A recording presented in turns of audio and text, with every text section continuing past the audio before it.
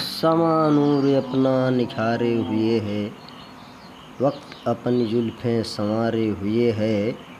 खबर कर दो साकी ये सारे जहां को, खुदा आज घूंघट उतारे हुए है।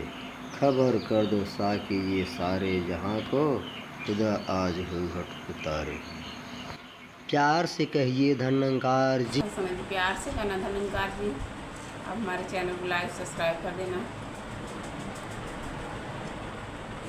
जाला बलिहार गाँव